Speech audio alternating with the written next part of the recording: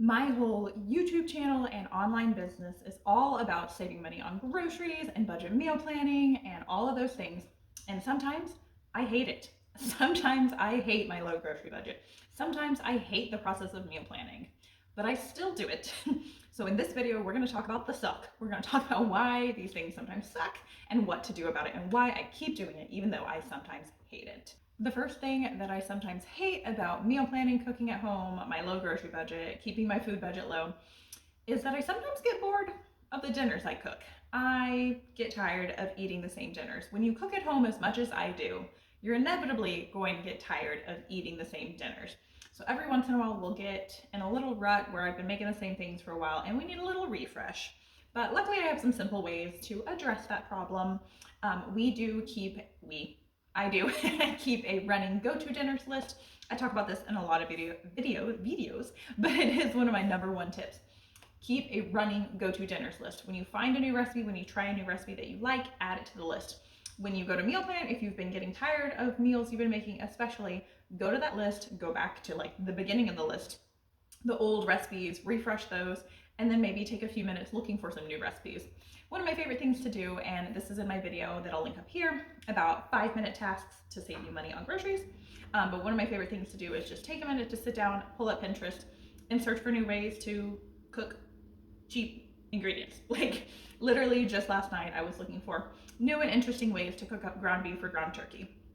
And it's pretty much ground turkey. It's cheaper than ground beef right now by a lot, and I just swap it for ground beef in any recipe, right? But I was looking for new and interesting ways to cook that.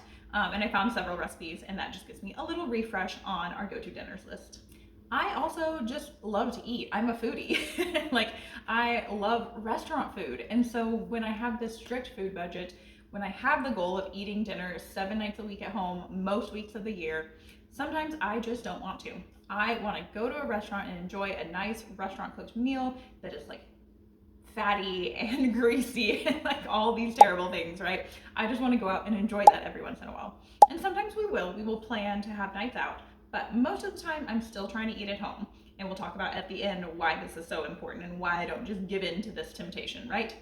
But the way I address that and don't give in to that temptation, number one, is I make copycat meals at home. So if I have a restaurant recipe that sounds really good, I've never ordered it, I'll still go look up the copycat recipe, or I will try to find a way to make my favorite restaurant meals at home. I make a lot of Asian food because we love Asian food. I have this video here, and I will have more upcoming with some of my favorite copycat recipes. One of my favorite ones is Kung Pao shrimp, and it is so good. It's literally better than what I've gotten at restaurants. So that's a good one. But you don't only have to do from scratch copycat recipes. There are a poop ton of things you can buy at the grocery store that are directly from the restaurant itself, like the Olive Garden things. There's Panda Express sauces you can buy. There's frozen meals. I don't know what I was going to say at the end of that sentence. But there's not only things directly from the restaurants, but there's lots of other things, like other companies will have frozen meals that are restaurant copycats or restaurant knockoffs. And these aren't like the Temu version of things, right? They're a lot of times really good. One of our favorite things to have at home that is a restaurant copycat that I don't have to cook is dumplings. I will make a dumpling sauce, but that's it, and it's really easy. And when I am just wanting like really, really good, indulgent restaurant food and I don't feel like cooking, that's usually what I go for. I grab some frozen dumplings from the grocery store, whip the sauce, put some like egg rolls with it, or I'll even get like pad thai noodles, make a pad thai sauce, because that's one of my favorite restaurant meals too. And I have discovered that those are super easy at home and cheaper.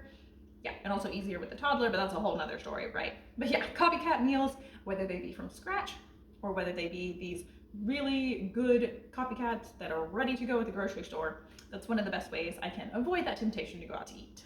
But sometimes I'm just feeling lazy. Sometimes I just don't want to cook. Sometimes I just don't want to spend the time to make a really budget-friendly meal plan. So I will go to my go-to dinners list and just try to pick some and not put that much effort into it, because here's the thing. Even if I just follow some of my rules and guidelines for myself, follow some of the ways that I save money consistently on groceries, even if I follow like 50% of them, I'm still going to be saving money. Most of the time, I do put in a lot of effort into making a really, really budget-friendly meal plan. But if I just put in half the effort, I'm still going to be saving money. So sometimes I do give myself a little bit of grace and I don't put as much time into it. And that's okay. It's a balance, right? If I like force myself into these things, I'm probably gonna get overwhelmed and give up and just be like, ugh, grocery prices are out the wazoo, and I'm just gonna accept that. But if I give myself a little bit of grace, let myself be a little bit lazy sometimes, I'm more likely to stick to it, right? So my go-to dinners list, just grabbing some things from there, is my number one way to deal with the lazies. But also sometimes I will simply just grab an old meal plan. I usually keep these in a notebook, like I have a running list, or I have a note in my phone and I'll just like add to it, and I'll just plan the same meals again. I don't have to think about it. I'm just like, okay, those sound good. We know we like these dinners. We'll make those again. That'll be our new meal plan. But also having dinner themes can be really helpful. So you can do this like days of the week. Meatless Monday, Taco Tuesday, whatever, things like that, right?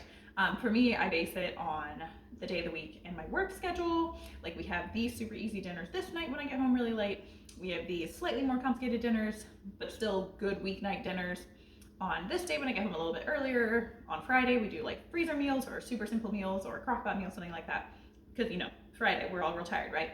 But just plugging in those themes can make that really easy also. But the main way I deal with the laziness, the desire to go out to eat, the desire to just throw in the towel and stop putting so much work into keeping my grocery budget and my food budget low, stop cooking at home so much, let myself be a little bit lazier with it all. The main reason I combat, or the main way I combat all of that, is remembering my why. Remembering that I have other things I want to spend my hard-earned money on. I don't want to overspend on groceries. I want to take my daughter to Disneyland. I want to not feel stressed every month when the bills are coming in, right? I want to do all of these other things with my money. And when I keep that at the forefront of my mind, it makes all of this work worth it. I remember why it's worth it. And yes, it is work sometimes. I have another video about how time is money, and you do have to put in some time to save money, right? Or you spend more money to save time. And that video is all about balancing the two. So definitely check that out after this. It'll be linked in the description as well. But yeah, remembering your why, remembering what the point of saving money on food is so helpful and so important. If you need to make like a collage, a vision board, and put it in your kitchen, do it. Whatever you need to do to remind yourself of those things, do it so that you don't get overwhelmed and throw in the towel. I hope you found this video helpful. There's tips sprinkled throughout it, but definitely check out these other videos that are linked in the description, and I'll have a playlist pop up here in a second. But yeah, if you, like everyone, are trying to save money on groceries, I am sharing all of my best tips for saving time, money, and sanity when it comes to feeding your family on a budget. So be sure to subscribe and turn on notifications for all of that.